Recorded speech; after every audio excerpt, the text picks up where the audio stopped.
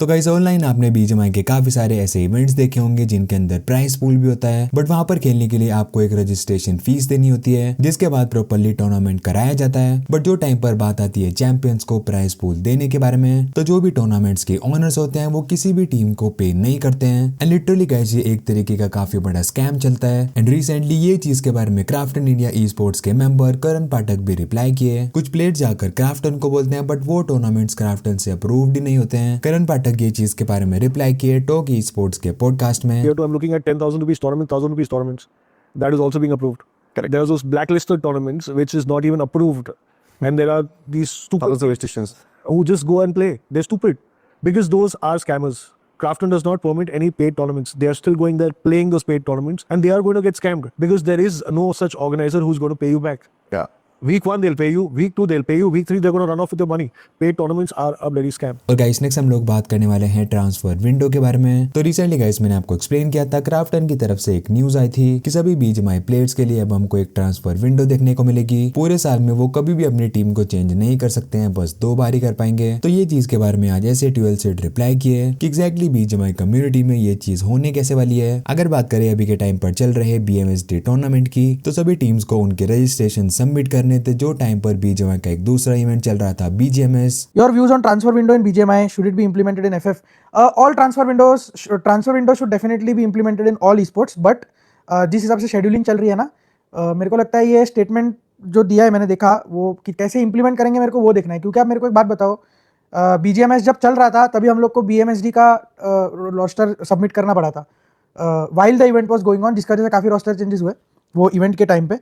तो मेरे को पता नहीं है इस चीज़ को इम्प्लीमेंट कैसे करेंगे। आई थिंक बोलना बहुत ईजी है, बट इम्प्लीमेंट कैसे करेंगे मेरे को वो देखना है। मतलब अगर आ जाते तो अच्छी बात है यार, थोड़ा स्टेबिलिटी बढ़ जाएगा सब लोग के लिए। आई बिलीव अगर आ जाते कुछ रोस्टर ट्रांसफर विंडो वगैरह का तो बढ़िया ही है, बढ़िया ही है। मतलब फ्रेंचाइजी भी आने वाली थी, it was not implemented properly, it got cancelled. उसका जैसे आई गेस BMSD और दो तीन स्लॉट मिल गए अपने को, वो अलग बात है, but I want to see it get implemented first. और गाइस नेक्स्ट एक अपडेट निकल कर आती है बीजीएमआई कास्टर्स की तरफ से। वो बात की है टीम गॉड लाइक के बारे में। तो फर्स्ट ऑफ ऑल तो गाइस टीम गॉड लाइक के रिलेटेड हमको ओवरऑल स्टैंडिंग में एक प्रॉब्लम देखने को मिल रही है। अगर तो बात करें उनके फिनिशेस पॉइंट्स की, तो सभी 24 टीम्स में से वो सबसे ऊपर है, जहां पर इंडिविजुअली भी एडमिनो 24 फिनिशेस किए, जोनाथन गेमिंग 21 फिनिशेस किए। एंड क्वार्टर फाइनल्स के टॉप 5 प्लेयर्स में टीम गॉड लाइक के हमको ये 2 प्लेयर देखने को मिल रहे हैं। बट साथ ही में अगर बात करें पोजीशन पॉइंट्स की, तो काफी सारी टीम्स टीम गॉड लाइक से ऊपर है। इनफैक्ट केवल 2 ही टीम गॉड लाइक के नीचे आती है। अगर बात करें पोजीशन पॉइंट्स की, तो टीम गॉड लाइक के बारे में कास्टर्स रिप्लाई करके आज ये कहे, भाई गॉड लाइक के बारे में बताओ। अरे यार होगी क्वालिफाई, अभी ज्यादा पॉइंट्स नहीं, 4 मैच में 10 पॉइंट चाहिए, हो जाएंगे यार। और क्या ही चाहिए भाई तुम और लोग वो को? मार के ही हो रहे हैं भाई। जॉनी भी फॉर्म में आ गया रे, फिनिशेस तो निकाल रहा है। और एडमिनो सेकंड हाईएस्ट पैगर है क्वार्टर फाइनल्स का, जॉनी 4th हाईएस्ट पैगर है क्वार्टर फाइनल्स का। सो यार bro, maybe I am wrong, but sometimes it seems like आप सारे लोग गॉड लाइक को प्रेज करते हो, बट एंकी भाई ऐसा लगता है कि खुद भी डिमोटिवेट रहते हैं गॉड लाइक से, और हम फैंस को भी कर देते हैं। भाई कोई गॉडलाइक को प्रेज नहीं कर रहा है भाई। जिस दिन वो खराब खेलेंगे ना, फिर आना स्ट्रीम पे पता चलेगा। अरे अभी डिसेंट खेल रही है, अच्छा भी नहीं खेल रही, डिसेंट खेल रही है। और मैं इतना भी लिख के देता हूँ, ऐसे खेलेंगे तो टॉप 8 आ जाएंगे, बट चैंपियन नहीं बनेंगे भाई। एंड गाइस कास्टर्स बात कर रहे हैं। इसके बाद वो बात की है टीम रेवेनेंट एक्सपार्क के बारे में। डे 2 तक टीम रेवेनेंट एक्सपार्क काफी बढ़िया खेले थे, वो लोग #3 पर चल रहे थे। बट कल के 3 मैचेस उनके बिल्कुल भी अच्छे नहीं गए, वो #3 से #7 पर आ गए। एंड डे 4 होने वाला है अब डिसाइडर डे। जो भी टीम्स टॉप 12 में रहेगी वो सेमीफाइनल जाएंगी, बाकी की टीम एलिमिनेट होने वाली है। तो ये चीज पर भी रिप्लाई करके कास्टर्स ये कहे, भाई आरएनटीएक्स तो बहुत गंदा खेली है, मतलब बहुत ही ज्यादा गंदा। मैंने इतना गंदा खेलते कभी नहीं देखा था भाई, सच में बहुत गंदा खेली। हद हो गई है, बट ठीक है, कम बैक आएगा भाई। आरएनटीएक्स क्वालिफाई हो जाए भाई, इतना अच्छा खेल के, इतने एक्सपेक्टेशन जगा के, बस बाहर ना हो। 480 मुझे लग रहा है गॉड लाइक से भी नीचे जग गई है क्या?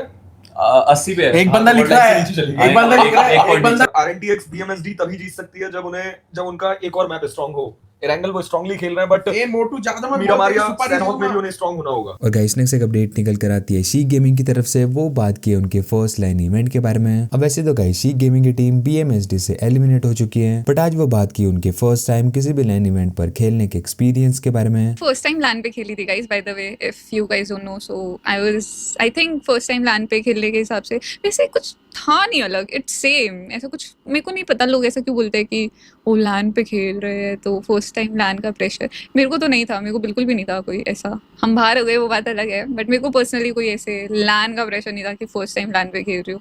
आई थिंक मैंने नॉर्मली खेला। Next day why didn't you play? IGL का कॉल था, आईजीएल ने बोला कि वो चारों लोग काफ़ी पहले से खेलते आ रहे हैं, लाइक आई थिंक 1 साल से खेलते आ रहे हैं या पता नहीं क्या, काफ़ी मंथ से खेलते आ रहे हैं वो लोग साथ में। तो उन लोग को एक दूसरे का प्ले स्टाइल पता है कि कब कैसे कहाँ खेलना है। मैं नहीं आके खेली थी सीधा उनके साथ, इसलिए उन्होंने बोला कि वो लोग खेलेंगे। और गाइस नेक्स्ट एक अपडेट निकल कर आती है मोर्टल के रिलेटेड। तो रिसेंटली मोर्टल की लाइव स्ट्रीम पर थोड़ी लो वॉचिंग देखने को मिल रही है, जिसके बारे में एक जन उनको ये लिखे कि भाई वॉचिंग अभी थोड़ी कम आ रही है, आप लाइव स्ट्रीम ही मत करो। फिर ये चीज पर रिप्लाई करके मोर्टल ये कहे, तुषार शर्मा जी वॉचिंग के लिए कौन स्ट्रीम कर रहा है? मैं तो रैंक पुश कर रहा हूँ भाई, बस अपना रेगुलर रहने का है मेरे को। वॉचिंग के लिए कर रहा होता तो कुछ और कर रहा होता। पहली बात तो गेमिंग स्ट्रीमिंग कर ही नहीं रहा होता मैं, अपने को मजा आता है, समझ रखा। और गाइस नेक्स्ट हम लोग बात करने वाले हैं क्राफ्टन की तरफ से प्लेयर्स को लेकर स्ट्रिक्ट रूल के बारे में। तो रिसेंटली गाइस लाइव स्ट्रीम से मेजी ये चीज रिवील की थी कि क्राफ्टन अब प्लेयर्स के लिए काफी स्ट्रिक्ट रूल लाने वाली है। फर्स्ट ऑफ ऑल तो क्योंकि प्लेयर्स का रिसेंटली हमको बिहेवियर थोड़ा ऊपर नीचे देखने को मिला था, एंड साथ ही में जो रीहोस्टिंग वाली चीज है उसके रिलेटेड क्या अपडेट है। अब हम जा रहे हैं ग्लोबल रूल बुक के अकॉर्डिंग। तो 3 मिनट के अंदर अगर मल्टीपल प्लेयर को सेम इश्यूज होते हैं देन रीहोस्ट होगा, अदरवाइज रीहोस्ट नहीं होगा। तो ग्लोबल रूल बुक के हिसाब से चल रहे हैं। क्राफ्टन स्ट्रिक्ट हो रही है आपके बिहेवियर को लेकर, आपके डिसिप्लिन और डेडिकेशन को लेकर, क्योंकि जब आप ग्लोबल चैंपियनशिप खेलने के लिए जाएंगे वहां आपको कोई भाव नहीं देगा, वहां आपको कोई एंटरटेन नहीं करेगा। 0 लेनियंसी। अगर आपको नहीं भरोसा है तो टीम आर्यन के प्लेयर्स गए थे खेलने के लिए, आप उधर जाके उनसे पूछ लेना कब उनको बुलाया जाता है, कितने घंटे वो रिहर्स करते हैं चीज़ों को, और खाने पीने को लेकर ग्लोबल में कैसा चलता है, क्या चलता है। टीम आर्यन वो सारी चीजें आपको बता सकते हैं। और गाइस नेक्स्ट एक अपडेट निकल कर आती है कास्टर रावण की तरफ से। वो बात की टीम गॉड लाइक एंड उनके कोच के रिप्लाई के बारे में। तो बीजीएमएस के टाइम से गाइस आप लोग भी देखे होंगे, टूर्नामेंट के स्टार्टिंग में सिम खेले थे, फिर वो थोड़ा गैप लिए थे, उसके बाद से टीम में खेले थे गॉडजी, एंड काफी टाइम तक गॉडजी टीम के साथ में कंटिन्यू किए थे। एंड अगर अब बात करें हम बीएमएसडी की, तो टूर्नामेंट के काफी इंपॉर्टेंट फेज पर आकर टीम गॉड लाइक के अंदर बार बार चेंजेस हो रहे थे। तो उसके बाद कास्टर रावण ये रिवील किए एग्जैक्टली टीम गॉड लाइक में ऐसा क्यों हुआ, एंड ब्रेक के बाद जब सिम कम बैक किए थे उसके बाद भी गॉडजी टीम में क्यों खेल रहे थे। सो गाइस आज 2 कॉन्वर्सेशन हुई है मेरी। पहला गॉडल के कोच साहब के साथ, वो मेरे को मिले और मैं उनसे डायरेक्टली पूछा यार कि ये लाइनअप में इतना लेफ्ट राइट क्यों कर रहे हो आप, मतलब वो प्लेइंग 4 क्यों नहीं है? मास्टर सीरीज में आपने ऐसा सब कुछ टेस्ट वेस्ट कर लिया, उसके बाद भी इतने बड़े स्टेज में आने के बाद इतने चेंजेस क्यों कर रहे हैं? उनका जवाब मेरे को बहुत ही जेन्युइन लगा टू बी ऑनेस्ट, क्योंकि उन्होंने बोला यार कि देख मास्टर सीरीज का जो तू पॉइंट उठा रहा है, तो मास्टर सीरीज में सिम जो था उसका तबीयत खराब हो गया था इनिशियल कुछ डेज में, अब वो चला गया था।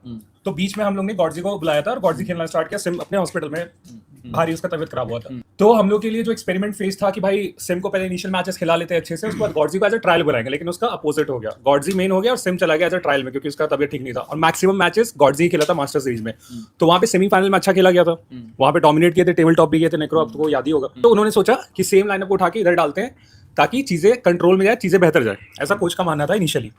तो फिर उन्होंने गॉडजी को डाला, चीजें बिल्कुल भी वर्कआउट नहीं की, वो हम लोग ने साफ साफ देखा। और गाइस नेक्स्ट एक अपडेट निकल कर आती है semifinalist team true rippers and team soul के बारे में। तो जेली एंड गोब्लिन बात की है वो टीम्स के बारे में जो कि उनके लिए काइंड ऑफ एक थ्रेट हो सकता है, बेसिकली वो टीम जो कि उनके साथ में ड्रॉप क्लैश कर सकती हैं। चलिए सेमीफाइनल्स का दौर आपने देख लिया, बहुत सारी टीम्स चली गई है, कुछ टीम्स अभी फिलहाल के लिए क्वार्टर फाइनल्स से जूझती हुई आएगी।